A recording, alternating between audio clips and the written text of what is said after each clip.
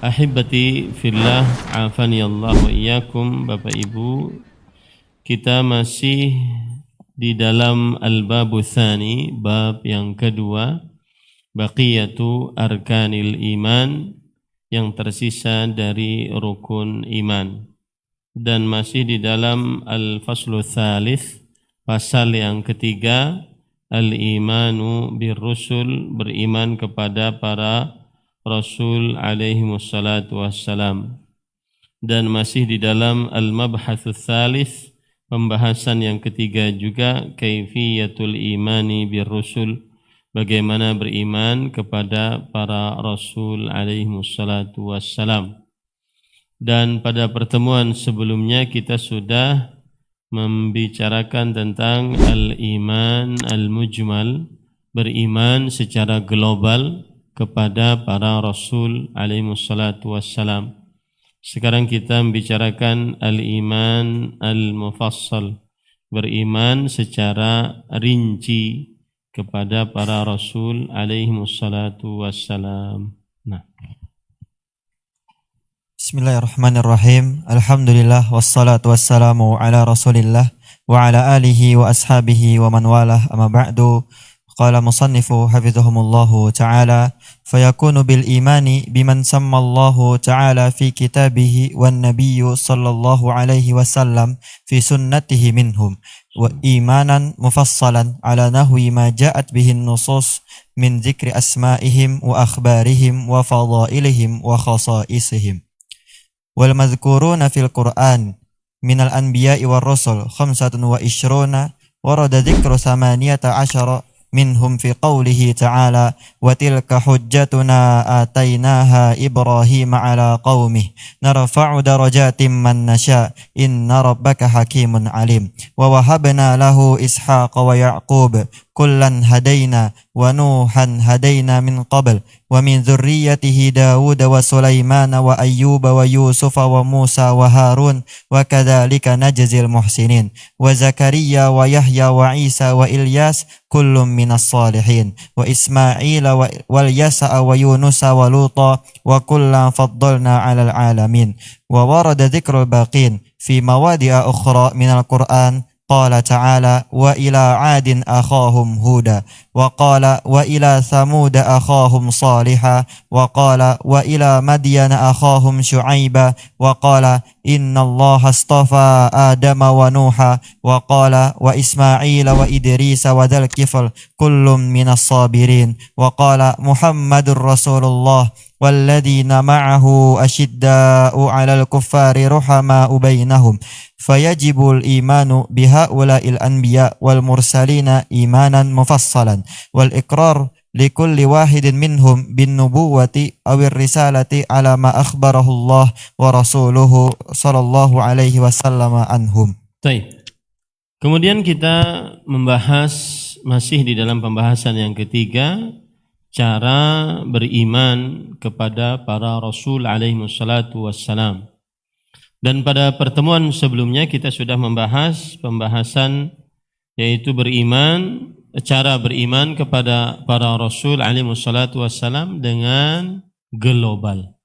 Sekarang kita beriman kepada para Rasul alaihi wassalatu wassalam, membicarakan tata caranya secara terperinci. Penulis mengatakan, fayakunul imanu bima sammallahu ta'ala fi kitabih wan nabiyyu sallallahu alaihi wasallam fi sunnatihi minhum imanan mufassalan, yaitu beriman secara terperinci kepada para nabi dan rasul yang Allah Ta'ala sebutkan namanya di dalam Al-Quran dan yang Nabi Muhammad sallallahu alaihi wasallam sebutkan dalam sunnah Nabi Muhammad sallallahu alaihi wasallam. Maksudnya adalah bahwa kita wajib mengimani Nabi Muhammad, para Rasul alaihi wassalatu wassalam yang telah ditetapkan oleh Allah di dalam Al-Quran atau melalui hadis-hadis Rasulullah sallallahu alaihi wa ala alihi wasallam. Kita mengimani setiap nabi atau setiap rasul yang dinamakan oleh Allah Subhanahu wa taala, baik dalam Al-Qur'an dan kita menetapkan nama-namanya tersebut, baik yang ditetapkan juga di dalam hadis-hadis Rasul sallallahu alaihi wa ala alihi wasallam. Penulis berkata, mengimaninya tersebut secara rinci sesuai dengan dalil-dalil berupa nama-nama mereka, nama-nama yang disebutkan dalam Al-Quran, atau kisah-kisah mereka yang disebutkan di dalam Al-Quran dan hadis Rasul sallallahu alaihi wasallam, atau keutamaan-keutamaan mereka serta kekhususan-kekhususan yang dimiliki oleh mereka, para nabi dan para rasul alaihi wassalatu wassalam. Kemudian penulis berkata, dan para nabi, para rasul yang disebutkan dalam Al-Quran berjumlah 25 orang. Para nabi dan para rasul yang disebutkan dalam Al-Quran berjumlah 25 orang, namanya secara jelas disebutkan. Dari 25 tersebut ada 18 orang nabi dan rasul. Di antara mereka disebutkan dalam firman Allah Subhanahu wa taala dari surat Al-An'am ayat 83 sampai 86. Ayat 83 sampai 86, yaitu ayat yang dibacakan tadi. Dan di 18 tersebut adalah Ibrahim, Ishaq, Ya'qub, Nuh, Daud, Sulaiman, Ayyub, Yusuf, Musa, Harun, Zakaria, Yahya, Isa, Ilyas, Ismail, Al-Yasa' atau Ilyasa, kemudian Yunus dan Lut. Inilah 18 yang disebutkan di dalam surat Al-An'am ayat 83 sampai 86. Adapun 7 nabi lainnya, karena 18 dari 25 berarti sisa 7. 7 nabi lainnya disebutkan dalam ayat-ayat yang lain. Seperti misalkan dalam surat Al-A'raf ayat 73, yaitu Nabi Saleh. Kemudian surat Al-A'raf ayat 85, yaitu Nabi Syuaib. Kemudian Ali Imran ayat 33, yaitu Nabi Nuh. Nabi Adam, maksud saya, Nabi Adam. Kemudian surat Al-Anbiya ayat 85, yaitu Nabi Zulkifli dan Idris. Kemudian surat Al-Fatah ayat 26, yaitu Nabi Muhammad sallallahu alaihi wa alihi wasallam. Nah, itulah 7 Nabi Adam, Hud, Saleh, Syuaib, Idris, Zulkifli dan Muhammad. Disebutkan dalam berbagai macam ayat. Sedangkan nabi-nabi yang lain yang berjumlah 18 ada 80 dari ayat Al-An'am 83 sampai 86 ada 18 orang. Penulis mengatakan, maka wajib beriman kepada para nabi dan para rasul tersebut secara terperinci.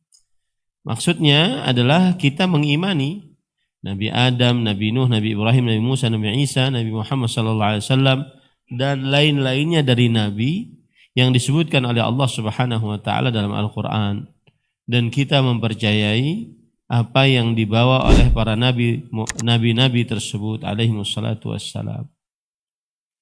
Secara terperinci, itu maksudnya. Seperti juga di dalam surat Al-Baqarah ayat 136. Allah berfirman, "Qulu amanna billah." Katakanlah wahai Muhammad sallallahu alaihi wasallam, kami beriman kepada Allah. Wa ma unzila ilaina, dan apa yang diturunkan kepada kami. Wa ma unzila ila Ibrahim wa Ismaila wa Ishaq wa Yaqub wal asbaq wa ma utiya Musa wa Isa wa ma utiya an-nabiyyuna min rabbihim la nufarriqu baina ahadin minhum wa nahnu lahu muslimun. Dan apa yang diturunkan kepada Nabi Ibrahim, Nabi Ismail, Ishaq, Yaqub dan Al-Asbat. Al-Asbat adalah saudara-saudaranya Nabi Yusuf. Dan apa yang diberikan kepada Nabi Musa, Nabi Isa, dan apa yang diberikan kepada nabi-nabi dari Rabb mereka, kita tidak menyelisihi seorang pun dari mereka, dan kita beriman kepada mereka. Maka wajib bagi kita untuk beriman dengan apa yang kita ketahui dari nama-nama para nabi tersebut secara rinci. Dan kita wajib beriman dengan apa yang belum kita ketahui nama-namanya secara global. Bahwasanya di sana ada para rasul alaihi wassalatu wassalam yang diutus oleh Allah yang belum diberitahukan dan dikisahkan kepada kita. Maka kita mengimaninya secara global. Sebagaimana dalam surah An-Nisa ayat 164. Wa rusulan mubashshirina wa rusulan qasasnahum min alayka min qabl wa rusulan lam naqasushum alayk. Para rasul yang telah kami utus, yang telah kami kisahkan mereka kepada engkau sebelumnya, dan para rasul yang kami belum kisahkan kepada engkau. Maka tidak boleh kita membatasi para rasul dari para nabi hanya 25 saja yang disebutkan dalam Al-Quran. Maka mereka itu orang-orang yang kita ketahui. Adapun yang kita tidak ketahui maka kita imani secara global. Dan tidak diperbolehkan kita untuk mendustakan seorang pun dari mereka. Karena mendustakan seorang rasul berarti mendustakan seluruh rasul alaihi wassalatu wassalam. Takdzibu wahidin minar rusul katakdzibi jami'ir rusul. Mendustakan seorang rasul berarti mendustakan seluruh rasul alaihi wassalatu wassalam. Sebagaimana firman Allah dalam surah An-Nisa ayat 150 sampai 151. Innal ladzina yakfuruna billahi wa rusulihi wa yuridun an yufarriqu bainallahi wa rusulihi wa yaquluna nu'minu bi ba'dhin wa nakfuru bi ba'd wa yuriduna an yattakhidhu min baina dzalika sabila ulaika humul kafiruna haqqan. Sesungguhnya orang-orang yang kafir terhadap Allah dan Rasulnya dan menginginkan untuk membedakan antara Allah dan Rasulnya dan mengucapkan kami beriman kepada sebagian dan kufur terhadap sebagian dan menginginkan untuk mengambil di antara hal tersebut sebuah jalan, mereka lah orang yang kafir dengan sebenar-benarnya. Maka intinya para ikhwan yang dirahmati oleh Allah, sebagaimana dikatakan oleh penulis di sini, wajib beriman kepada para nabi dan rasul secara terperinci. Kita menetapkan bagi mereka kenabian dan kerasulan sesuai dengan apa yang Allah Subhanahu wa taala dan Rasulnya sallallahu alaihi wasallam kabarkan. Kita juga wajib membenarkan seluruh berita yang sahih dalam Al-Qur'an dan sunnah tentang keutamaan, kekhususan serta kisah mereka. Ya, ini belum dibaca Islam. Ikhlas. Kama yajib.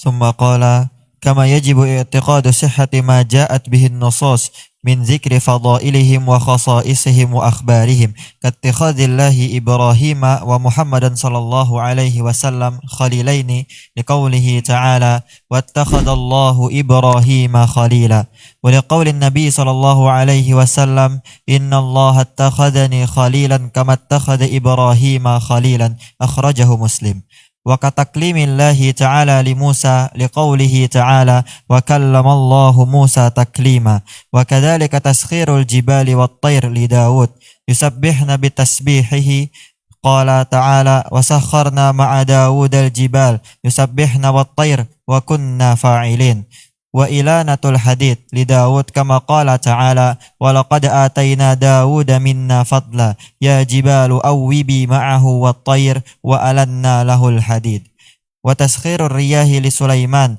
تسير بأمره وتسخير الجن له يعملون بين يديه ما يشاء قال تعالى ولسليمان الريح غدوها شهر ورواحها شهر وأسلنا له عين القطر ومن الجن من يعمل بين يديه بإذن ربه Baik. wa minal jinni man ya'malu baina yadayhi bi'izni rabbih wa ta'limi Sulaimana mantiqat tayr qala ta'ala wa waritha Sulaimanu Daud wa qala ya ayyuhan nasu ulimna mantiqat tayr wa utina min kulli syai' kama yajibul iman. Nah, kemudian pada ikhwan yang dirahmati oleh Allah, penulis mengatakan kita juga wajib membenarkan seluruh berita yang sahih dalam Al-Quran dan Sunnah. Tentang apa? Tentang keutamaan, kekhususan, serta kisah para nabi dan para rasul. Misalnya, Allah menjadikan Nabi Ibrahim alaihissalam dan Nabi Muhammad sallallahu alaihi wasallam sebagai khalil. Khalil itu adalah a'la maratibil mahabbah. Tingkatan cinta yang paling tinggi itu namanya khalil. Tingkatan cinta yang paling tinggi itu namanya khalil. Misalnya Allah menjadikan Nabi Ibrahim alaihissalatu wassalam dan Nabi Muhammad sallallahu alaihi wasallam sebagai khalil, yaitu memperoleh hamba yang memperoleh kedudukan cinta yang khusus. Cinta yang khusus. Sebagaimana firman Allah Subhanahu wa taala, wattakhadallahu Ibrahim khalila, dan Allah menjadikan Nabi Ibrahim sebagai khalil. Kemudian juga sebagaimana sabda Rasul sallallahu alaihi wasallam, inna Allah ittakhadhani khalilan kama ittakhadha Ibrahim khalilan, akhrajahu Muslim. Sesungguhnya Allah telah menjadikanku sebagai khalil sebagaimana dia menjadikan Ibrahim alaihissalam sebagai khalil. Hadis riwayat Muslim. Jadi salah satu cara beriman kepada para rasul alaihissalatu wassalam secara rinci adalah menetapkan apa yang ditetapkan oleh Allah Subhanahu wa taala untuk para rasul, kemuliaan-kemuliaan, kekhususan-kekhususan. Tentunya tanpa sikap terlalu berlebihan atau terlalu meremehkan. Contohnya tadi khalil. Allah Subhanahu wa taala menjadikan Nabi Ibrahim alaihissalatu wassalam sebagai khalil. Khalil yang sudah saya sebutkan tadi, a'la maratibil mahabbah. Perasaan cinta yang paling tinggi. Ya. Nabi Ibrahim dicintai oleh Allah Subhanahu wa taala dengan kecintaan yang paling tinggi.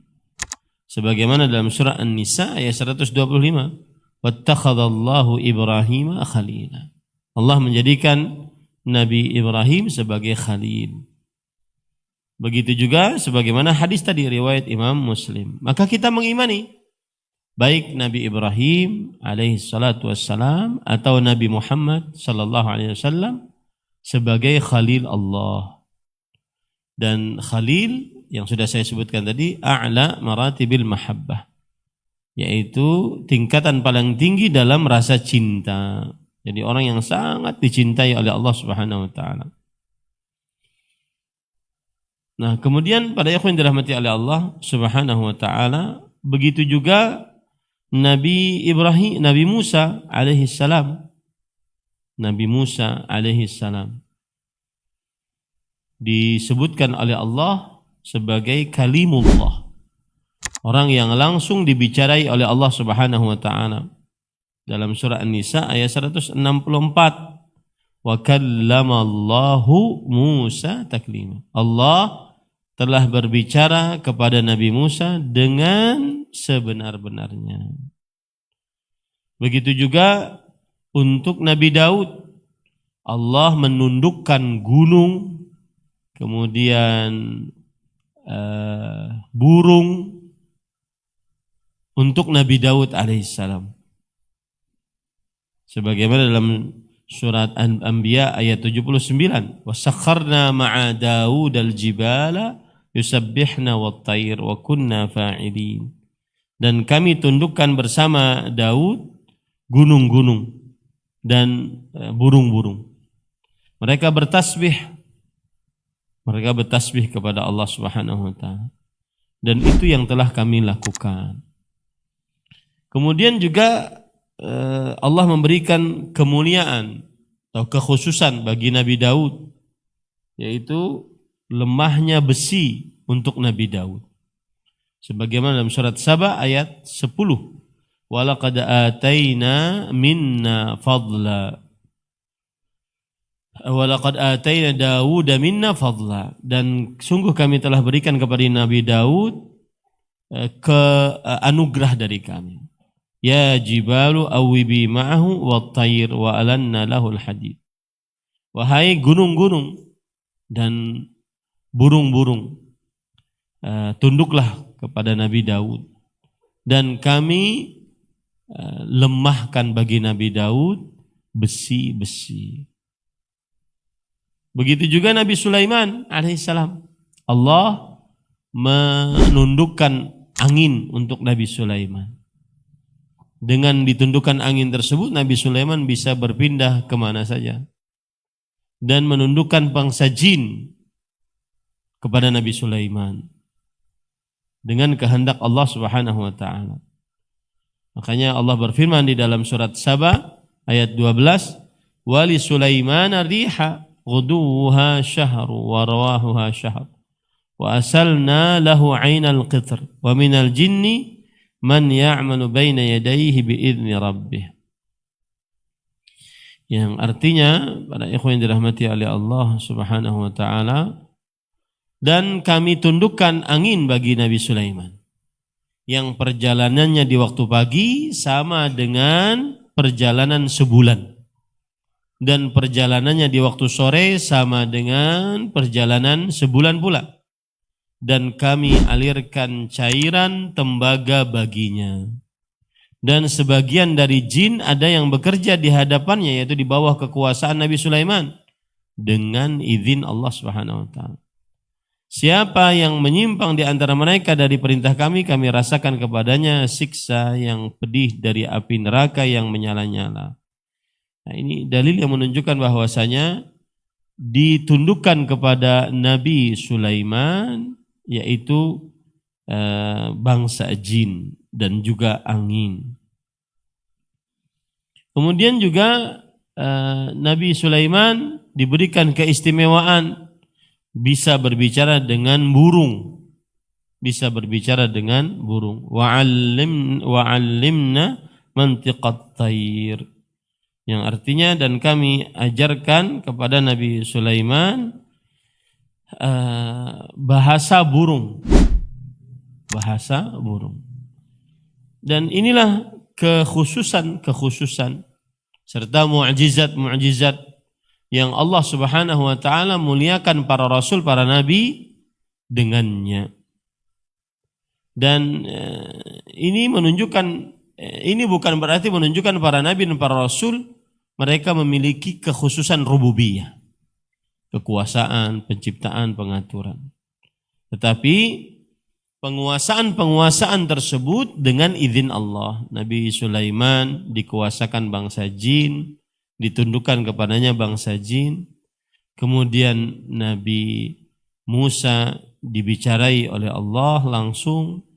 Kemudian Nabi Daud ditundukkan kepadanya gunung dan burung serta besi-besi. Ini bukan berarti mereka memiliki rububiyah, kekuasaan yang seperti kekuasaan Allah Subhanahu wa taala.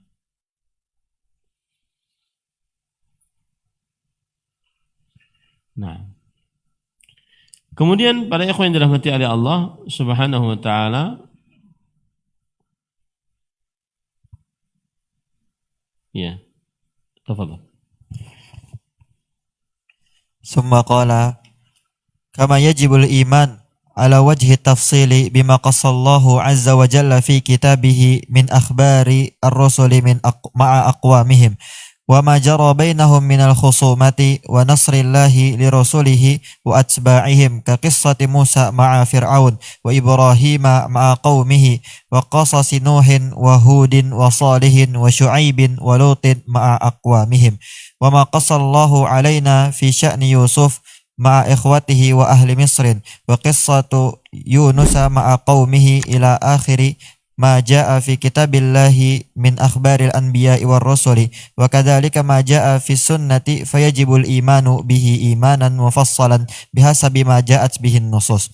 Wa bidzalika yatahaqqaqul imanu birrusuli biqismaihil mujmali wal mufassali. Wallahu taala a'lam. Baik. Penulis kemudian mengatakan wajib pula beriman secara terperinci kepada kisah-kisah yang Allah ceritakan dalam kitab-kitabnya tentang para rasul bersama kaumnya. Pertikaian yang terjadi antara para rasul dengan kaumnya. Kemudian pertolongan Allah kepada para rasul. Pertolongan Allah kepada pengikut para rasul. Contohnya misalkan kisah Nabi Musa alaihissalam dan kaumnya yang beriman kepada Nabi Musa. Ditolong oleh Allah dengan untuk melawan Fir'aun dan kaumnya. Kemudian kisah Nabi Ibrahim alaihissalam dan kaumnya. Kisah Nabi Ibrahim dengan bapaknya yang kafir. Kemudian Nabi Ibrahim dengan Raja Namrudnya yang tidak mau beriman. Kemudian kisah Nabi Nuh dengan kapalnya. Kisah Nabi Hud, Nabi Saleh, Nabi Syuaib, Nabi Lut. Dengan siksa-siksa yang Allah Subhanahu wa taala sediakan untuk kaum-kaum tersebut. Wa ila Tsamuda akhahum Salihah. Kaum Tsamud yang diutus kepadanya Nabi Saleh. Wa ila Adin akhahum Huda, kaum Ad yang diutus kepadanya Nabi Hud. Ya. Wa ila Madyan akhahum Syuaiba, Nabi Syuaib yang diutus kepada kepada kaum Madyan. Bagaimana kisah-kisah mereka ketika mereka diberikan hukuman oleh Allah Subhanahu wa taala. Kemudian Nabi Lut alaihissalam, bagaimana kisah mereka dengan Nabi Lut, kaum Nabi Lut dengan nabinya. Kemudian bagaimana hukuman mereka karena bertentangan dengan ajaran Nabi Lut alaihi salatu wassalam. Ini semua harus kita imani, kita percayai tanpa ada keraguan di dalamnya. Kemudian juga Nabi Yusuf alaihissalam, kisah Nabi Yusuf yang dibuang oleh Al-Asbat, oleh saudara-saudaranya. Kemudian akhirnya dibawa ke Mesir dan dijual sebagai budak. Kemudian kisahnya sangat masyhur. Kemudian kisah Nabi Yunus yang masuk ke dalam ikan paus. Di situ kemudian beliau berdoa kepada Allah sambil sholat. Kemudian diselamatkan oleh Allah Subhanahu wa taala. Maka itu semua kita wajib percayai. Itu salah satu cara beriman kepada secara rinci kepada para rasul alaihi wassalatu wassalam. Kemudian penulis mengatakan, demikian pula seluruh berita tentang para nabi dan para rasul yang datang dalam sunnah, yang didatang dalam hadis-hadis Rasul sallallahu alaihi wasallam yang sahih. Maka semua itu wajib diimani secara terperinci sesuai dengan keterangan dalil-dalil. Dengan ini sempurnalah yang namanya beriman kepada para rasul baik secara global atau secara terperinci. Allah Subhanahu wa taala lebih mengetahuinya. Jadi intinya para ikhwan yang dirahmati oleh Allah, kita mengimani para rasul alaihi wassalatu wassalam secara global dan juga kita mengimani para rasul dan para nabi alaihi wassalatu wassalam secara terperinci.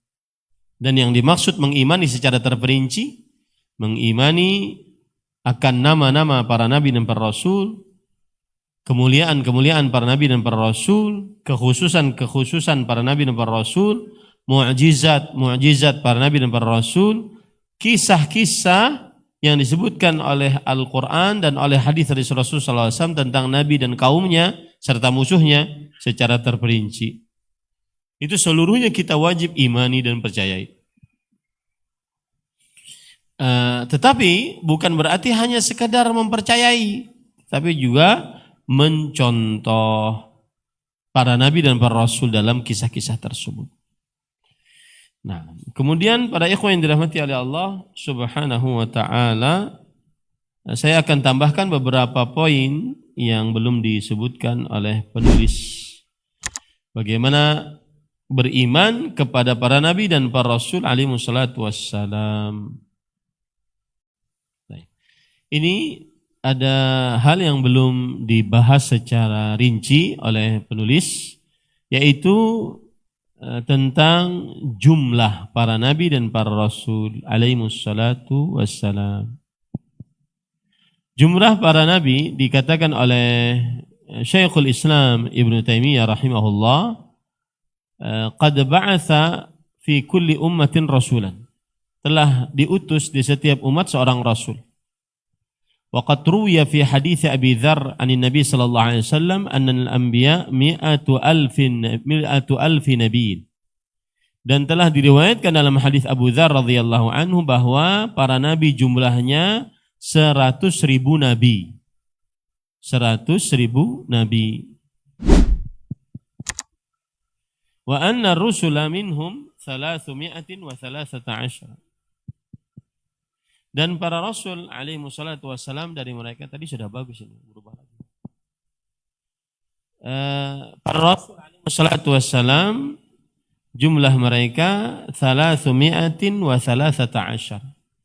313. Ini para rasul jumlahnya. Kalau tadi para nabi sekitar 100.000 nabi.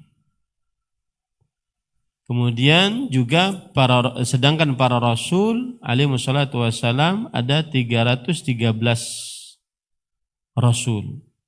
Wa ba'dun nas yusahhihu hadzal hadits wa ba'dhum yudha'ifuh. Kata Syekhul Islam, sebagian orang mensahihkan hadis ini, sebagian yang lain melemahkannya.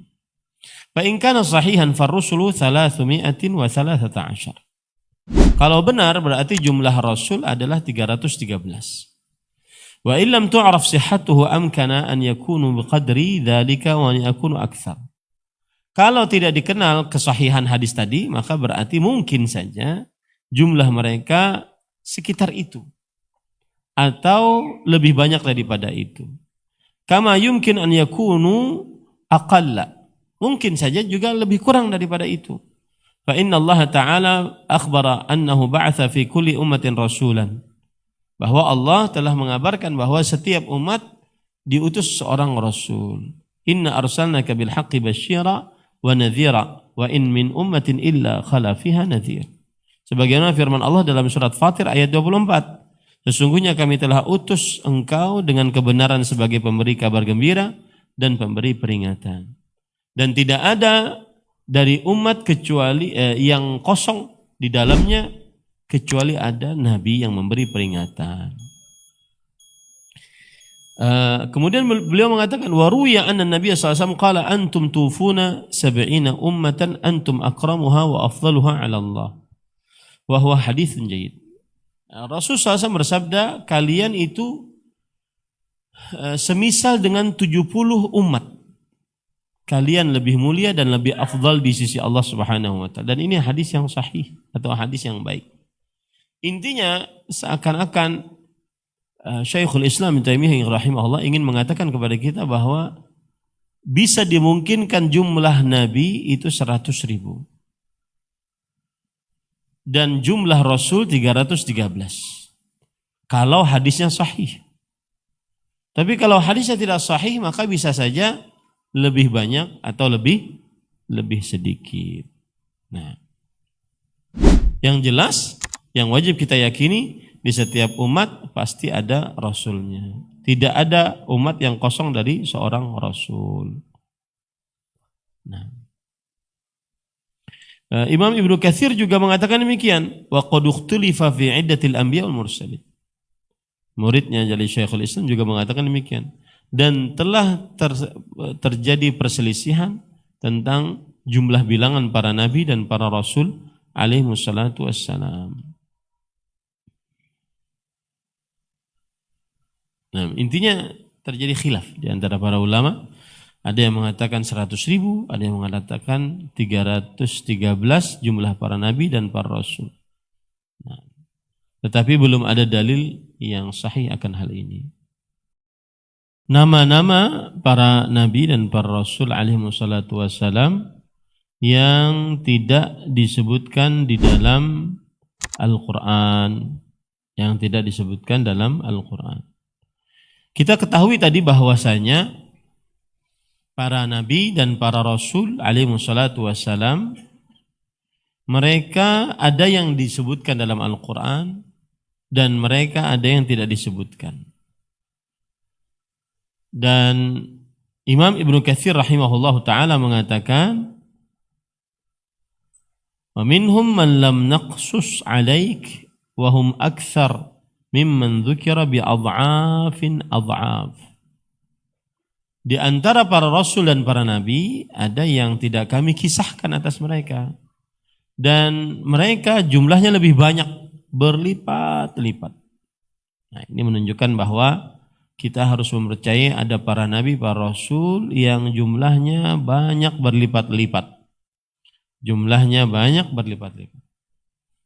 Imam Ibnu Athiyah rahimahullah di dalam kitab tafsir Ibnu Athiyah mengatakan, yaqtadhi kathratal anbiya duna tahdidin bi'adad.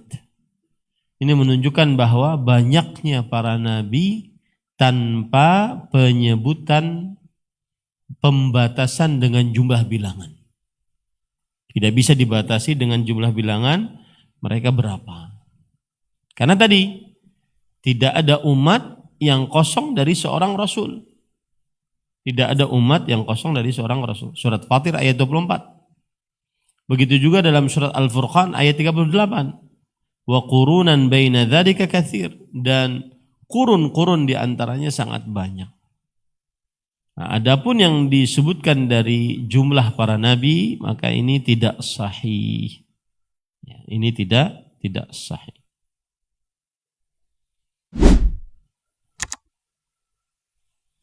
Yang jelas, para ikhwan sekali lagi, siapa saja yang belum disebutkan oleh Allah dalam Al-Quran dan oleh hadis Rasul sallallahu alaihi wasallam dari para nabi, maka kita mempercayainya. Tidak boleh mendustakan seorang pun dari para rasul. Karena sebagaimana yang sudah saya sebutkan tadi, takdzibu ahadin minar rusul ka takdzibi jami'in minal mursalin. Mendustakan seorang dari rasul, seorang dari nabi, seperti mendustakan seluruh nabi dan seluruh rasul alaihi wassalatu wassalam. Jadi itu sikap kita terhadap para nabi dan para rasul alaihi wassalatu wassalam yang belum disebutkan oleh Allah di dalam Al-Quran. Nah. Kemudian tambahan selanjutnya, ada orang-orang yang disebutkan oleh Allah Subhanahu wa taala di dalam Al-Qur'an, orang-orang tersebut adalah orang-orang yang saleh, dan terjadi khilaf di antara mereka apakah mereka itu nabi atau tidak. Seperti Dzulqarnain. Maka ada yang merojihkan, menguatkan pendapat bahwa Dzulqarnain ini adalah seorang nabi. Yang menguatkan pendapat ini adalah Ar-Razi di dalam kitabnya Tafsir Ar-Razi. Ya. Dengan dalil wa atainahu min kulli syai'in sababa. Kami berikan kepada Dzulqarnain dari segala sesuatu sababa. Segala sesuatu sababa maksudnya adalah kenabian. Tetapi sebagian lain mengatakan bahwa beliau bukan nabi tetapi hanya sebatas raja. Hanya sebatas raja atau hamba Allah yang saleh.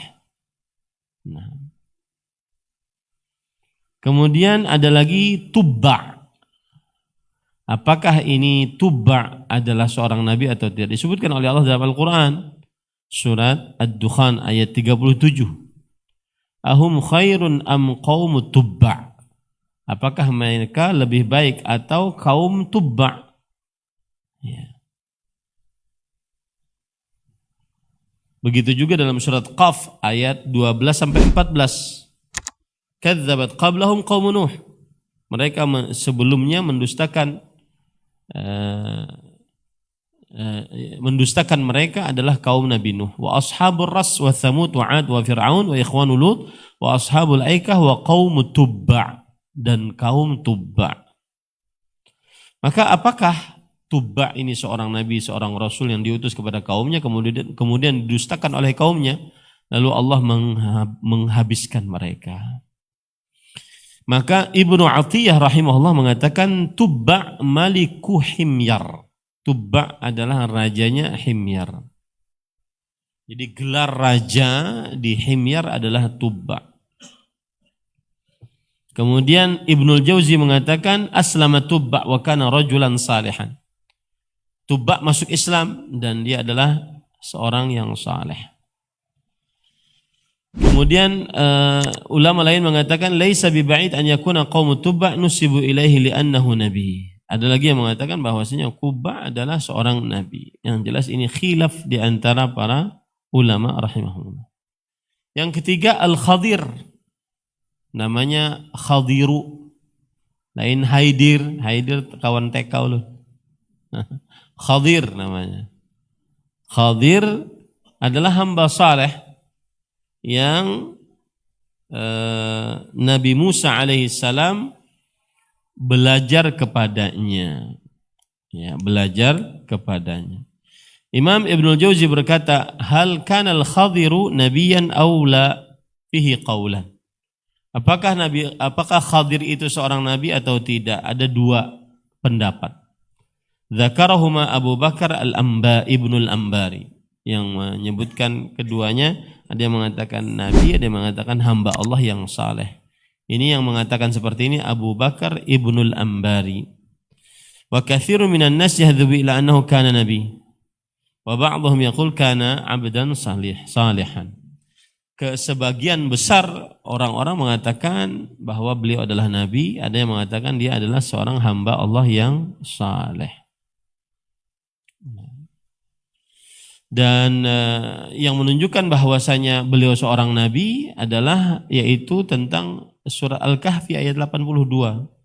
Wa ma fa'altuhu an amri. Aku tidak mengerjakan ini dari perintahku, tapi aku diperintah. Nah, di sini menunjukkan bahwasanya itu adalah sahhat nubuwatuhu, kata Ibnu Hazm. Sahih kenabian Nabi Khadir alaihi salam.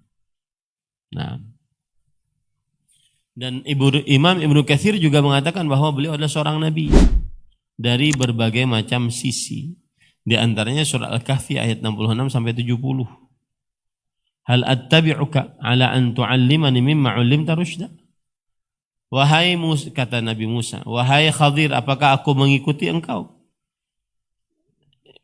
untuk mengajarkan kepadaku dari apa yang telah engkau diajarkan berupa rusyda, yaitu petunjuk. Nah, ini menunjukkan bahwasanya beliau mendapatkan wahyu.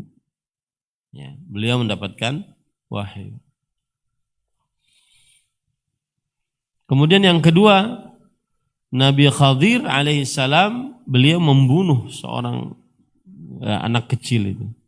Dan tidaklah berani membunuh kecuali karena wahyu dari Allah Subhanahu wa taala. Itu sisi yang kedua.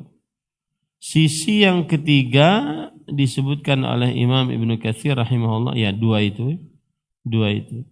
Jadi wallahu alam, pendapat yang lebih kuat bahwa Nabi Khadir adalah seorang nabi. Khadir adalah seorang nabi. Nah, itu tambahan. Kemudian para ikhwah, tambahan yang lain.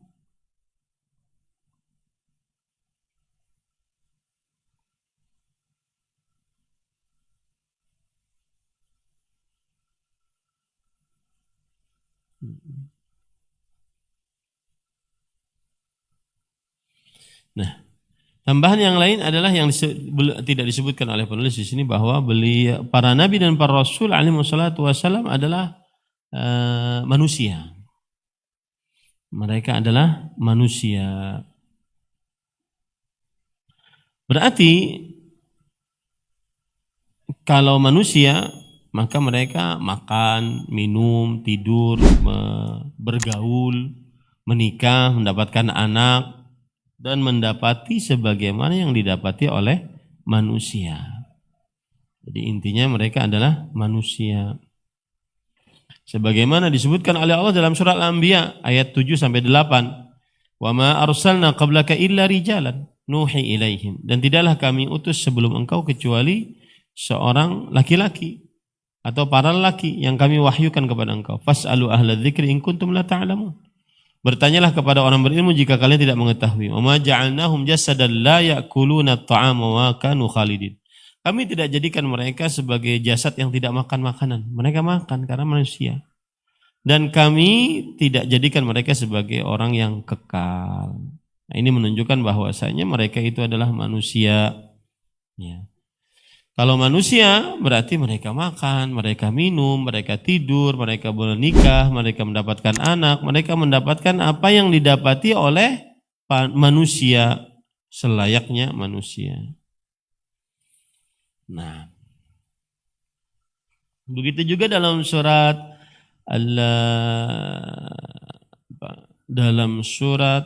Al-Furqan ayat 20. Wa ma arsalna qablaka minal mursalin illa innahum la ya'kuluna at-ta'am wa yamshuna fil aswaq. Tidaklah kami utus sebelum engkau dari para rasul kecuali mereka adalah makan makanan dan berjalan di pasar. Karena mereka manusia. Karena mereka adalah manusia.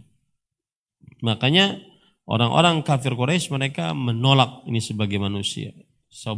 Seorang rasul kok bisa jadi manusia? Mereka mengatakan, "Ma li hadzal rasul ya'kulu at-ta'am wa yamshi fil aswaq?" Kenapa rasul makan makanan kemudian berjalan di pasar? Laula unzila ilaihi malak fayakuna ma'ahu nadhira. Kalau seandainya tidak diturunkan kepadanya malaikat, maka mereka akan bersamanya sebagai pemberi peringatan. Au yulqa ilaihi kanzun au takun lahu jannah. Atau diberikan kepadanya harta kekayaan ataupun surga, ya'kulu minha, dia makan, enggak perlu dia ke pasar. Qala adh-dhalimuna in tattabi'una illa rajulan mashhura. Orang-orang zalim berkata, kami tidak mengikuti kecuali orang-orang yang seorang yang gila. Kemudian kalau mereka kekal, mereka juga mati. Tidak kekal, kalau mereka manusia, mereka juga mati. Allah berfirman dalam surah Al-Anbiya ayat 34. Wa ma ja'alna li basyarin min qablikal khuld afa in mitta fahumul khalidun. Dan tidaklah kami jadikan untuk seorang manusia sebelum engkau kekekalan.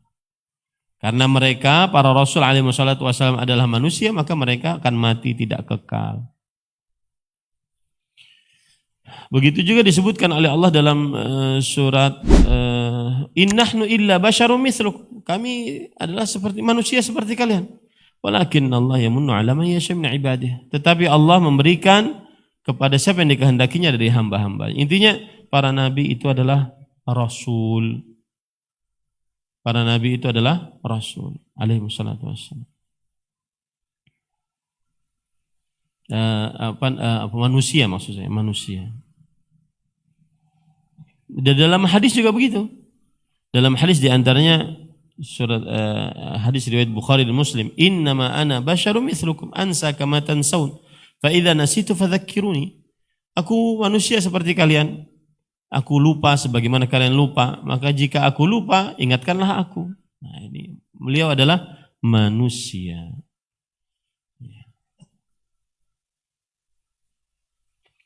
Kemudian juga kalau seandainya manusia, maka mereka juga bisa sakit. Ya, karena seandainya manusia, mereka juga bisa sakit.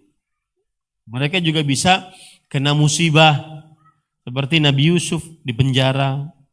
Ya. Falabisa fi sijni bid'a sinin.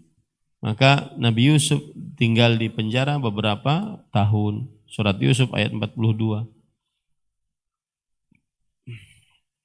Kemudian juga Nabi Musa disiksa oleh kaumnya, didustai oleh kaumnya, disakiti oleh kaumnya. Ya. Jadi sebagaimana para nabi dan para rasul adalah para manusia, maka mereka juga mendapatkan bala dan musibah. Sebagaimana manusia mendapatkan bala dan musibah. Nabi Ayub kena sakit, ya. Kemudian Nabi Yunus kena sakit juga. Ini semuanya Nabi Yunus maksudnya diuji oleh Allah di dalam perut ikan paus. Semuanya itu menunjukkan bahwasanya para nabi adalah manusia. Kemudian juga konsekuensi para nabi dan para rasul adalah manusia, mereka mengerjakan pekerjaan manusia. Ya.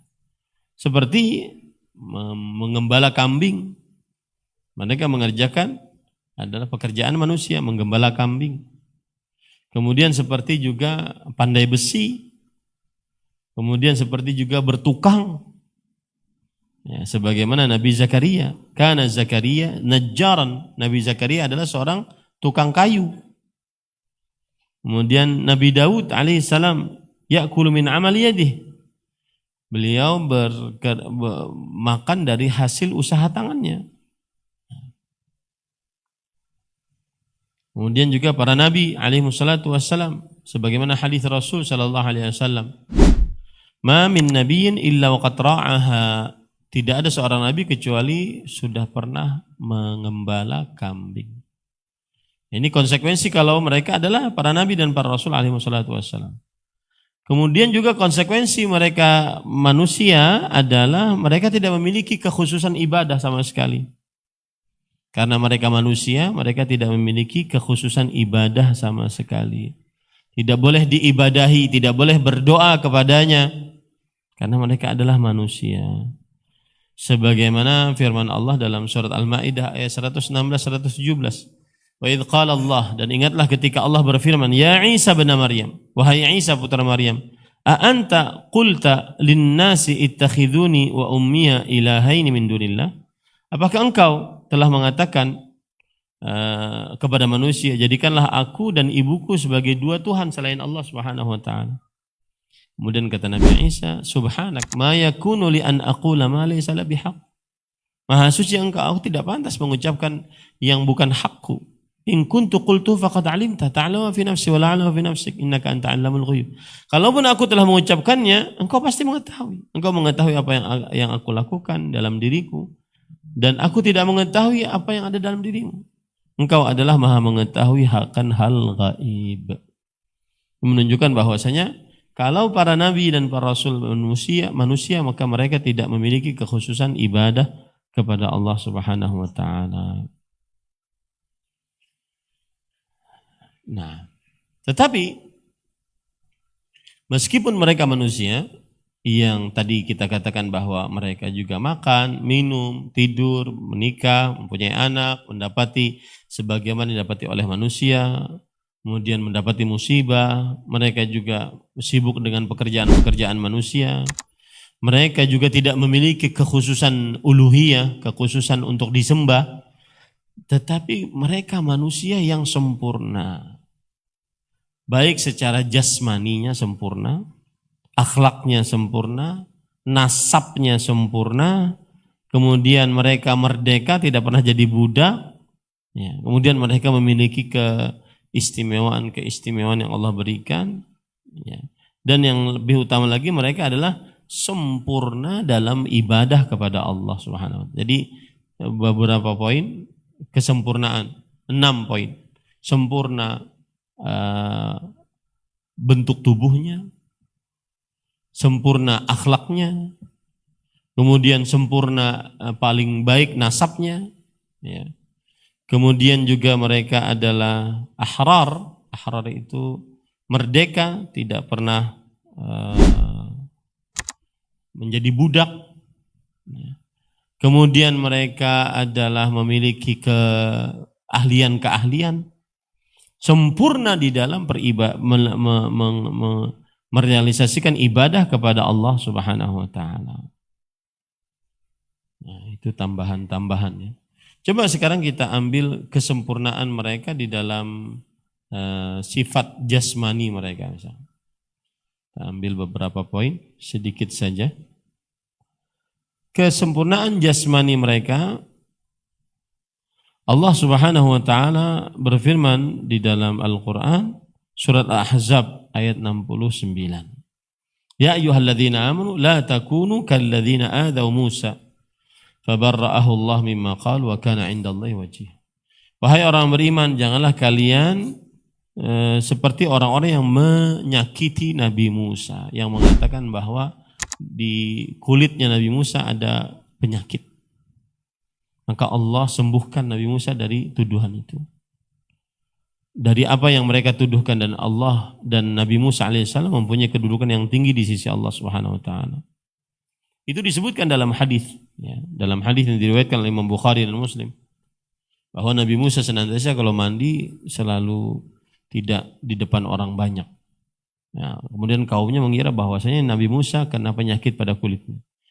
Maka Allah Subhanahu wa taala ingin memperlihatkan kepada kaumnya Bani Israel bahwa Nabi Musa kulitnya bersih, tidak ada tuduhan sebagaimana yang kalian tuduhkan.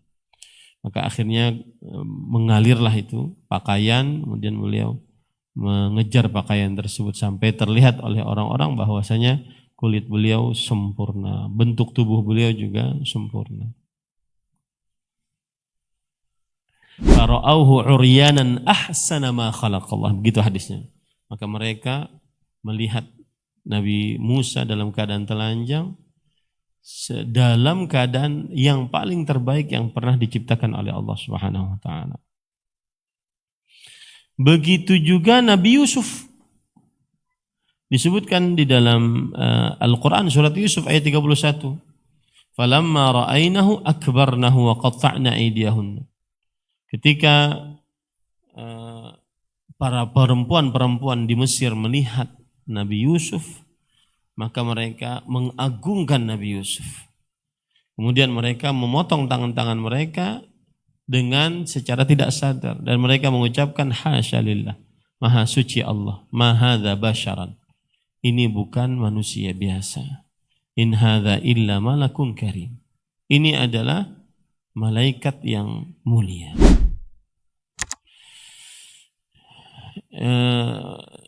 Kata Al-Hafidh kata Imam Ibnu Jarir At-Tabari, yaqulu qulna ma hadza bashar, mereka mengatakan ini bukan manusia biasa, li'annahunna lam yaraina fi husni suratihi minal bashar ahad, tidak pernah ada seorang manusia yang paling terbaik bentuk rupanya kecuali Nabi Yusuf yang pernah mereka lihat. Lau kana minal bashar lakana ka ba'dhi ma ra'aina min suratil bashar, kalau seandainya ada manusia yang lebih tampan yang pernah mereka lihat dari selain Nabi Yusuf alaihissalam, maka mereka pasti akan mengatakan ini adalah sebagian dari yang pernah kita lihat dari manusia-manusia terbaik. Tapi mereka mengatakan ma hadza bashar, ini bukan manusia. Kami tidak pernah melihat manusia sesempurna ini gantengnya. Nah, disebutkan dalam hadis yang diriwayatkan oleh Muslim, maka Nabi Muhammad SAW bertemu Nabi Yusuf, kemudian beliau berkata, idh huwa qad u'tiya syatral husn. Yang artinya ternyata Nabi Yusuf telah diberikan setengah dari kebagusan rupa. Setengah dari kebagusan rupa. Kemudian juga Nabi Isa dalam bentuk yang luar biasa. Nah, itu salah satu kesempurnaan penciptaan nabi-nabi dan Rasulullah SAW. Kemudian juga kesempurnaan akhlak. Mereka meskipun manusia tetapi mereka mempunyai kesempurnaan akhlak. Ya. Contoh misalkan Nabi Ibrahim, surat Hud ayat 75. Inna Ibrahim la halim awwahum munib. Nabi Ibrahim itu sangat penyabar, tidak mudah balas dendam. Allah itu artinya menghadap, munib kepada Allah Subhanahu wa taala. Kemudian juga Nabi Musa disebut Al-Qawiyul Amin dalam surat Al-Qasas ayat 26. Sifatnya sempurna, yang kuat, perkasa, jasmaninya, fisiknya, dan Al-Amin yaitu amanah. Kemudian juga Nabi Ismail, innahu kana sadiqal wa'd wa kana rasulan nabiyya. Bahwa Nabi Ismail orang yang jujur kalau janji, dan beliau adalah seorang nabi dan seorang rasul. Nabi kita Muhammad sallallahu alaihi wasallam, innaka la'ala khuluqin azim. Sesungguhnya engkau selalu di atas akhlak yang agung. Nah, ini menunjukkan para nabi alaihi salatu wassalam di samping fisiknya sempurna, akhlaknya juga paling sempurna. Kemudian juga keistimewaan para nabi, meskipun beliau manusia, mereka adalah yang paling baik nasabnya. Nasabnya memiliki nasab yang paling baik alaihi salatu wassalam. Maka seluruh nabi setelah Nabi Nuh adalah keturunan dari Nabi Nuh. Dan seluruh nabi setelah Nabi Ibrahim adalah keturunan dari Nabi Ibrahim. Begitu ceritanya. Seluruh nabi setelah Nabi Nuh adalah keturunan Nabi Nuh. Seluruh nabi setelah Nabi Ibrahim adalah keturunan dari Nabi Ibrahim alaihissalatu wassalam. Makanya Allah berfirman di dalam surat Al-Hadid ayat 26. Walaqad arsalna Nuhan wa Ibrahima wa ja'alna fi dzurriyyatihima an-nubuwwata kitab. Kami telah utus Nabi Nuh, Nabi Ibrahim, dan kami jadikan dalam keturunan mereka berdua kenabian. Jadi seluruh nabi setelah Nabi Nuh adalah keturunan dari Nabi Nuh. Seluruh nabi setelah Nabi Ibrahim adalah keturunan dari Nabi Ibrahim. Nah, jadi beliau meskipun manusia biasa, tetapi beliau adalah orang yang paling baik nasabnya, paling suci nasabnya. Makanya ada hadis, tidak pernah ada seorang nabi dari anak zina. Tidak pernah ada seorang nabi dari anak zina. Kemudian juga mereka, meskipun mereka adalah manusia, tetapi mereka adalah manusia merdeka. Jauh sekali dari perbudakan. Tidak pernah ada seorang nabi pun menjadi budak. Ya. Kalau ada yang bertanya, Ustadz Nabi Yusuf bagaimana? Alaihissalatu wassalam. Maka beliau di sini bukan budak yang merupakan keturunan gitu, tapi budak yang merupakan ujian. Ujian, dijadikan budak, bukan keturunan budak gitu. Nah, itu maksudnya. Kemudian juga para nabi alaihi wassalatu wassalam, mereka memiliki keutamaan keahlian yang diberikan oleh Allah Subhanahu wa taala.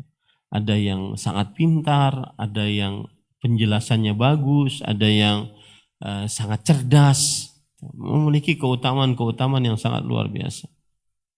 Nah, kemudian yang selanjutnya, yang keenam, yang terakhir, para nabi alaihi wassalatu wassalam mempunyai keutamaan, yaitu sempurna peribadatannya kepada Allah Subhanahu wa taala.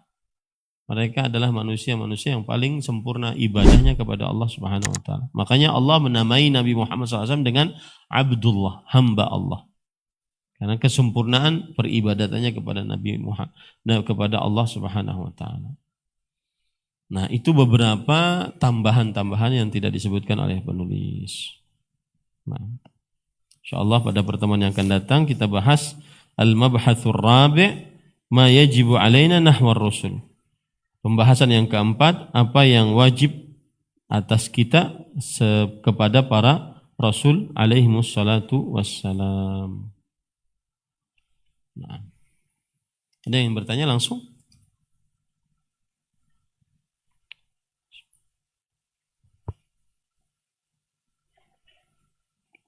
Nah, apakah sekarang masih ada ilmu para nabi terdahulu seperti ilmu Nabi Sulaiman yang bisa komunikasi dengan jin dan hewan? Wallahu a'lam.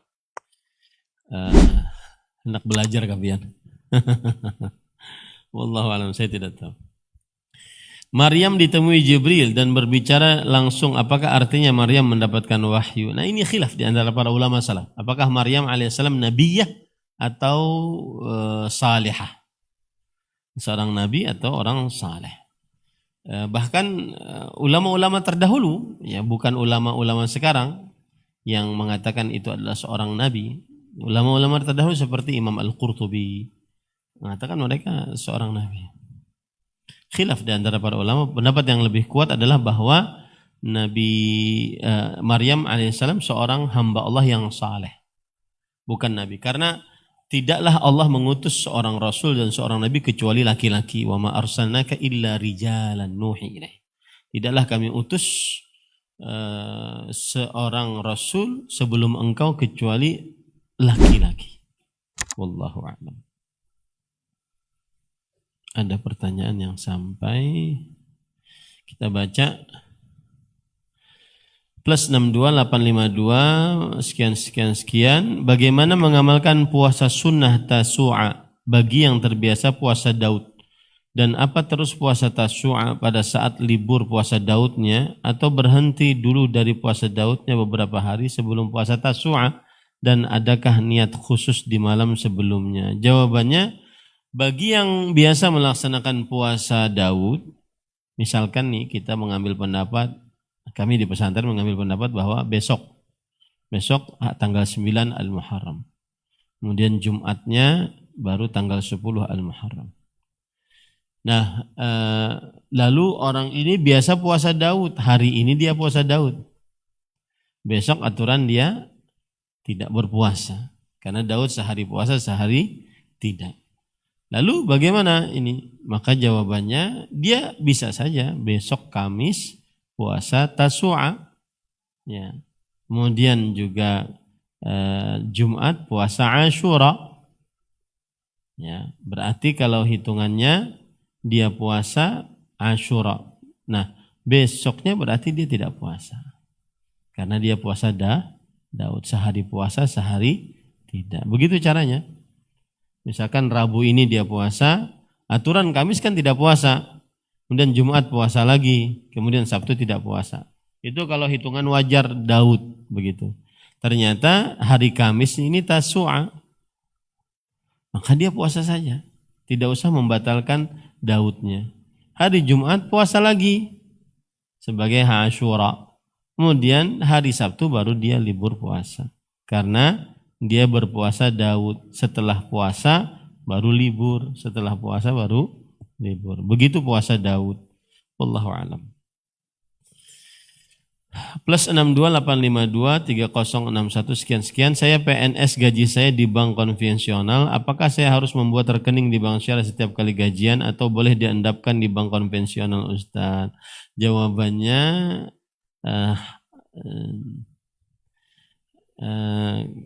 kalau dia PNS, maka tidak mengapa dia meletakkan di bank konvensional, tetapi lebih baik dia meletakkan di bank syariah dengan segala macam kekurangan yang ada di bank syariah. Maka itu lebih afdal. Wallahu a'lam. Kemudian tadi adalah yang saya lupa, adakah niat khusus di malam sebelumnya? Maka seluruh puasa sunnah tidak wajib berniat di malam hari. Berniatnya boleh di siang hari atau di pagi hari. Wallahu a'lam. Pertanyaan selanjutnya, plus 628775832 sekian.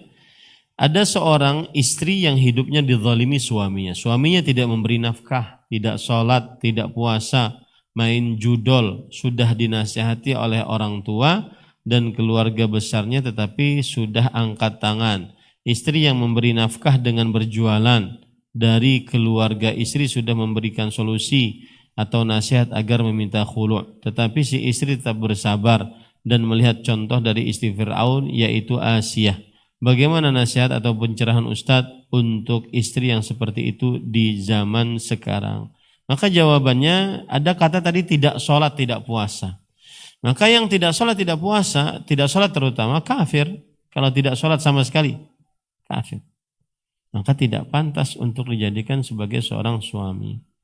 Bahkan kalau seandainya sang istri bersuamikan suami yang tidak sholat, maka istrinya berdosa karena membiarkan di bawah kepemimpinan seorang kafir yang memimpinnya.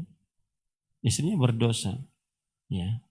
Saya lebih condong kepada pendapat tidak boleh seorang istri muslimah yang sholat di bawah kepemimpinan suami yang tidak sholat.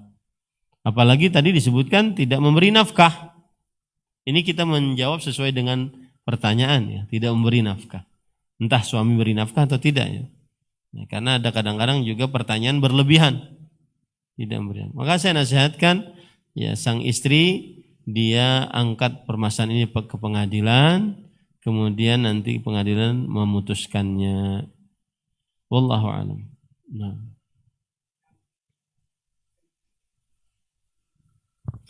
Nah, Ustaz, mohon penjelasan dari Ustaz tadi yang dari Intan Ilmu itu mengambil pendapat bahwa besok tanggal 9 Muharram, Ustaz. Syukran, Ustaz. Kita berpendapat dengan apa yang ditentukan oleh kalau tidak salah itu ru'yah ya. Itu ru'yah yang dilakukan oleh PBNU. Dan setiap bulan mereka melakukan ru'yah. Kemudian pemerintah dengan hisab. Dan kita tidak mengikuti pemerintah dalam hal ini karena hisab. Imam Malik mengatakan pemerintah yang tidak melakukan dengan ru'yah berhak untuk tidak diikuti dalam hal ini. Tetapi permasalahannya ijtihadiyah ya. Saya sebenarnya tidak ingin membahas itu, tapi silahkan siapa saja yang ingin mengambil pendapat pemerintah dengan pemerintah itu boleh saja, ya mengambil dengan ru'yah juga boleh saja. Wallahu a'lam. Jangan dikaitkan dengan Ramadan. Kenapa? Karena Ramadan itu ada puasa tersendiri, ada hadisnya tersendiri. Sumu li ru'yatihi wa aftiru li ru'yatihi. Fa in ghumma 'alaikum fa aqmilu 'iddata 30. Berpuasalah kalian karena melihat hilal, berhari rayalah kalian karena melihat hilal. Jika tidak terlihat oleh kalian hilal, maka sempurnakanlah jumlah bilangan bulan Sya'ban. Jangan dipotong hadis ini, karena itu hadis untuk bulan Ramadan. Bukan untuk apa? Untuk puasa Asyura. Baik. Wallahu a'lam. Sampai mana tadi? Sampai seorang istri dia mengangkat permasalahannya ke pengadilan. Dan saya nasihatkan jangan berlama-lama. Jangan sampai tua kemudian sang istri bersabar dengan keadaan itu karena sang suami tidak sholat, maka tidak boleh dijadikan sebagai seorang suami. Suami yang tidak sholat tidak boleh dijadikan sebagai seorang suami bagi perempuan muslimah yang sholat. Ini silahkan marah yang marah, silahkan tidak setuju yang tidak setuju. Karena Rasulullah SAW bersabda, Al-ahdu alladhi bainana wa bainahumus shalah, faman tarakaha faqad kafar. Perjanjian antara kami dengan mereka adalah perihal salat. Siapa yang meninggalkan salat maka sungguh dia telah kafir. Apalagi kalau seandainya tidak salat sama sekali. Makanya ini keluar dari agama Islam dengan kesepakatan para sahabat Nabi radhiyallahu anhu. Maka tidak boleh seorang muslimah yang salat di bawah kepemimpinan suami yang tidak salat. Wallahu a'lam. Pertanyaan selanjutnya Lisa Dharma Putri. Apakah boleh pas ijab qabul seorang wali menikahkan anaknya dengan calon mempelai pria menggunakan nama panggilan saja tanpa nama lengkap dari calon mempelai pria tersebut? Apakah tetap sah atau perlu diulang? Tetap sah asalkan orangnya ada. Ya. Misalkan saya nikahkan anak perempuan saya dengan Udin. Panggilannya Udin. Ya. Tapi orangnya ada di depan. Karena Udin banyak nih. Yang mana? Ya, kalau disebutkan Udin saja dan orangnya ada di depan memang, maka itu yang dituju, boleh saja. Wallahu a'lam. Kemudian pertanyaan selanjutnya @628139008 sekian. Seringkali saya takut dengan diri sendiri dan berdoa kepada Allah agar melindungi saya dari keburukan diri sendiri, Ustaz. Setiap ada yang menzalimi saya berdoa agar mereka bisa bertobat dan menyesali perbuatannya. Namun di hati kecil saya seperti ada yang bilang gak usah, seperti saya tidak rela mereka bertobat sedang saya masih berusaha untuk sembuh dari sakit yang mereka timbulkan. Jadi apa yang harus saya lakukan ya Ustaz agar saya bisa tenang dengan lebih ikhlas? Mohon pencerahannya. Maka yang paling dilakukan adalah yang disebutkan oleh Allah dalam Al-Quran. Fa'fu anhum wasfah. Innallaha yuhibbul muhsinin. Maafkan dan lapang dada. Sesungguhnya Allah menyukai orang-orang yang berbuat ihsan. Orang yang wal kadhiminal ghaidh, yang menjaga amarah, wal 'afina 'anil nas, dan memaafkan kesalahan orang lain, itu dijamin surga. Maka itu yang harus dilakukan. Memaafkan kesalahan orang lain di dunia lebih besar pahalanya dibandingkan menuntut balas di akhirat. Karena memaafkan kesalahan orang lain di dunia dijamin surga kelak di akhirat. Sedangkan menuntut balas di akhirat tidak ada jaminan surga. Wallahu alam. Plus 62895 1200 sekian. Qadarullah saya janda punya 2 anak. Qadarullah kami terpisah. Yang anak saya yang pertama di Bali, yang kedua di Kalbar. Tadi saya mendapat chatan dari anak saya yang di Bali, dia bekerja di hotel dan dia mengutarakan ingin pindah agama Hindu. Saya harus bagaimana Ustadz? Sedangkan kami juga qadarullah lagi diuji dalam kesulitan. Mohon bimbingannya Ustadz, jazakallahu khairan. Kalau seandainya ini adalah ibu, maka dia berusaha untuk membujuk anak tersebut agar tetap di dalam agama Islam, karena Islam adalah agama yang sempurna. Kemudian dia berusaha semaksimal mungkin. Kemudian dia berdoa kepada Allah agar anaknya ditetapkan qalbunya. Ya. Itu yang bisa disampaikan. Dia nasihati anaknya dengan penuh kelembutan, penuh kesungguhan, penuh kearifan. Kemudian dia nasihati, dia berdoa kepada Allah dengan sebenar-benar doa agar ditetapkan hati anaknya untuk senantiasa di atas agama Islam. Ya, dan ini salah satu salah satu buruknya perceraian. Ya, buruknya perceraian. Yang jadi korban adalah anak-anaknya. Maka hati-hati jangan sampai bercerai. Wallahu alam. Dan saya dengan nama-nama Allah yang husna dan sifat-sifat yang mulia berdoa semoga anak tersebut senantiasa ditetapkan agamanya oleh Allah di atas agama Islam sampai ajal menjemputnya. Dan biasanya sebagian orang berpindah agama karena beberapa sebab. Sebab yang paling utama di antaranya adalah kesulitan hidup. Kesulitan hidup. Sebab yang kedua di antaranya adalah urusan percintaan. Sebab yang ketiga di antaranya adalah urusan pengalaman spiritual yang salah dalam mengambil inisiatif. Nah, semuanya itu obatnya adalah ilmu agama, kemudian berdoa kepada Allah Subhanahu wa taala. Wallahu alam. Plus 62 851 8981 sekian. Bismillah, ahsanallahu ilaikum ya Ustaz. Saya bertanya, saya mendapat selebaran ini, saya kurang tahu asalnya karena anak saya berikan kepada saya di depan rumah. Saya sudah baca dan agak curiga karena tidak jelas penulis, bahasanya ada tentang negeri khalifah, bahasa bangsa asing dan lain-lain. Juga ada kekhawatiran buletin ini menyebar di kampung saya. Saya mohon saran dan nasihatnya. Jazakallahu khairan. Barakallahu fiik. Ada buletin namanya kafah. Baru ini buletinnya. Ekonomi kuat dan berdaulat hanya dengan syariat. Gini Pak ya. Saya kemarin ada nulis tentang perbedaan dakwah salaf dengan dakwah manhaj salaf dengan manhaj haraki. Manhaj salaf dengan manhaj haraki.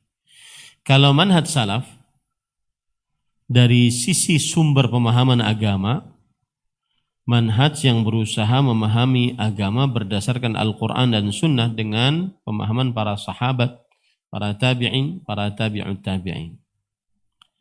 Itu satu. Yang kedua, dari sisi prioritas dakwah. Yang diunggulkan dalam dakwah itu apa? Yaitu mendakwahkan tauhid, membersihkan akidah yang rusak, kemudian membina ibadah yang dimasuki bid'ah, Kemudian membersihkan akhlak-akhlak yang rusak. Kemudian dari sisi sikap terhadap penguasa, manhaj salaf senantiasa mengajarkan taat kepada penguasa muslim dalam perihal yang ma'ruf. Kalau ingin memberi nasihat, maka memberi nasihat dengan cara yang syar'i, tidak memberontak, tidak memprovokasi massa, tidak membuka pintu kegaduhan. Kemudian dari sisi sikap terhadap bid'ah dan pelakunya, manhaj salaf sangat tegas memperingatkan umat dari perbuatan bid'ah dan dari pelaku bid'ah. Karena bid'ah merusak kemurnian agama. Kemudian dari sisi wala dan bara, loyal dan disloyal, manhaj salaf menjadikan ukuran loyal kepada atau berdasarkan akidah, berdasarkan tauhid, berdasarkan sunnah, berdasarkan ketakwaan, bukan berdasarkan kelompok, organisasi, tokoh, atau bendera, atau jamaah. Kemudian dari sisi metode perubahan, manhaj salaf meyakini bahwa perubahan umat dimulai dari perbaikan akidah, kemudian dari perbaikan ibadah yang menyimpang, dari kerusakan akhlak. Manhaj salaf meyakini bahwa perubahan dimulai dari keluarga, dari masyarakat garis bawah, dan dari bersabar dalam berdakwah. Itu manhaj salaf. Adapun manhaj haraki, perhatikan bedanya. Satu, menjadikan gerakan sebagai pusat dakwah. Dakwah sering sekali diarahkan kepada pembentukan gerakan, kemudian struktur, kaderisasi, kekuatan organisasi. Kemudian yang kedua, memprioritaskan isu kekuasaan dan politik. Nah ini tadi. Perhatian besar diberikan kepada perubahan sistem. Makanya sering sekali mereka mengangkat, rubahlah sistem ini dari demokrasi ke khilafah.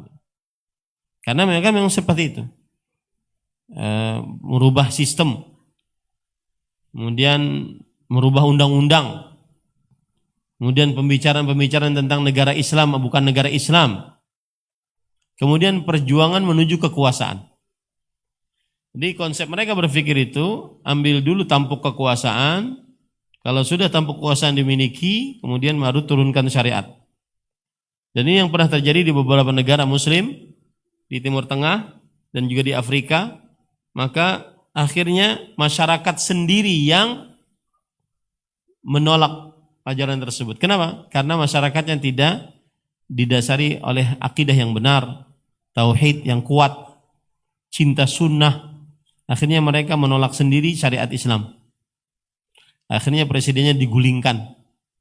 Akhirnya tidak ada hampir satu abad kelompok ini, tidak ada satu negara Islam pun yang tercipta, tidak ada satu qisas pun yang terjalankan. Karena tadi, jadi yang diangkat adalah isu politik dan isu kekuasaan. Kemudian yang penting bersatu di dalam kesatuan yang mereka inginkan. Pokoknya selama bersatu tidak peduli masalah akidah, masalah ibadah, masalah manhaj nggak peduli. Yang penting satu. Makanya dalam prakteknya, kenapa kalian ribut sesama kaum muslimin? Tuh ribut sama orang kafir, orang Amerika, orang Israel sana. Kamu sibuk sama kaum muslimin? Itu seperti itu. Kemudian yang keempat, longgar terhadap perkara bid'ah demi maslahat dakwah. Ya, demi maslahat dakwah. Kemudian juga menguatkan loyalitas kepada jamaah atau kepada tokoh gerakan. Sangat loyal, bukan kepada Islam, kepada organisasinya, kepada partai, kemudian kepada murabbi, pada qiyadah. Ini bahasa-bahasa orang pergerakan. Ya. Kemudian juga ini paling sering juga terjadi, yang keenam, menggunakan pendekatan massa dan mobilisasi politik. Dakwah sering sekali diarahkan kepada pengkumpulan massa. Makanya suka banget tuh kumpul-kumpul, ya, suka banget tuh kumpul-kumpul. Orasi, aksi publik, demonstrasi, ya, pembentukan opini umum, suka banget tuh kumpul-kumpul gitu. Kemudian juga mendahulukan semangat perjuangan daripada belajar ilmu agama, memperdalam ilmu agama. Lebih suka semangat yang ditonjolkan itu militansi, keberanian, aktivitas gerakan. Lebih ditonjolkan daripada mendalami akidah yang benar, beribadah sesuai dengan sunnah, ya, mempelajari fikih, hadis, tafsir. Ya, malas untuk mempelajari demikian. Kemudian juga yang paling utama juga adalah kritik terbuka kepada penguasa, bukan hanya kritik, menghina. Lihat ustadz-ustadznya, menghina, merendahkan, mencaci penguasa atau pemimpin yang sah muslim. Bukannya malah memuliakan, bukannya malah menghormati, bukannya malah mendoakan, bukannya malah menasihati dengan nasihat yang lembut. Sangat kurang perhatian terhadap dakwah tauhid secara rinci. Gak ada di antara mereka yang mendakwahkan tauhid secara rinci. Sangat kurang perhatian mereka. Kemudian sangat fanatik kepada kelompok. Kemudian ada lagi kaidah yang mereka pakai, nattafiq fima tafaqna wa na'dzuru ba'dana ba'dan fima ikhtalafna. Kita sepakat, yang penting nyatu. Meskipun orang Syiah, orang Khawarij, orang ini, yang penting satu. Yang penting satu, kita saling memaafkan dalam perselisihan di antara kita. Ini kebiasaan manhaj syaraki begini. Nah, itu bedanya ya pada ikhwan. Nah, itu jawaban atas pertanyaan tadi yang sudah disebutkan. Maka saya nasihatkan pada ikhwan yang dirahmati oleh Allah Subhanahu wa taala, kalau ingin ekonomi kuat, negara kuasa, menjadi adik kuasa, beribadah kepada Allah dan tidak mensyirikkan Allah Subhanahu wa taala. Itu disebutkan oleh Allah dalam surah An-Nur ayat 55. Itu syarat. Wa'adallahu alladhina amanu minkum wa 'amilus shalihat la yastakhlifannahum fil ardh. Allah menjanjikan orang-orang yang beriman di antara kalian dan orang beramal saleh, sungguh Allah akan menjadikan mereka sebagai khalifah di atas muka bumi, adik kuasa. Wala yubaddilannahum min ba'dihim khawfihim amna. Wala yumakkinan lahum dinahum alladzi radalahum. Dan Allah akan menetapkan agama mereka, menguatkan agama mereka yang telah Allah ridhai atas mereka. Dan Allah akan menggantikan rasa takut menjadi rasa aman. Syaratnya ya'budunani la yusyrikuna bi syai'an. Beribadah kepadaku dan tidak mensyirikkan aku dengan sesuatu apapun. Nah, ini para ikhwan yang dirahmati oleh Allah. Ini yang bisa disampaikan. Jazakumullahu khairan atas perhatiannya. Dan saya berharap kepada para ikhwah sekalian agar mengajak kawan-kawannya untuk bisa menuntut ilmu kembali dan semangat untuk berhadir di majlis ilmu, terutama di Masjid Imam Syafi'i, ya, terkhusus pelajaran usul al-iman fi dawil kitab wa sunnah, pokok-pokok keimanan. Karena belajar ini adalah belajar untuk orang umum yang meletakkan dasar agama, ya. Dan jauhi sifat-sifat yang hanya semangat ketika tabligh akbar ataupun kajian akbar, ustadz-ustadz tamu, ya. Dan ini pun saya juga merasakan di daerah-daerah. Kalau saya datang keluar, maka pertanyaan yang sama juga seperti itu. Kalau kajian rutin yang menunjukkan meletakkan dasar ilmu agama, maka sebagian kurang bersemangat untuk menghadirinya. Sedangkan kalau ada ustadz luar, maka lebih bersemangat. Ini sebuah konsep belajar yang keliru dan tidak mendatangkan ilmu yang mumpuni bagi seorang penuntut ilmu agama. Adapun yang hadir, yang sudah berhadir, terutama yang istiqamah, maka berdoa kepada Allah agar istiqamah sampai kita menyelesaikan kitab ini. Tetapi salah satu tugas kita juga mengajak kaum muslimin agar bisa hadir di majlis-majlis ilmu syar'i. Semoga yang disampaikan bermanfaat. Wassallallahu nabiyana Muhammad walhamdulillahirabbil alamin. Subhanakallah bihamdik asyhadu an la ilaha illa anta astaghfiruka wa atubu ilaik. Wassalamualaikum warahmatullahi wabarakatuh.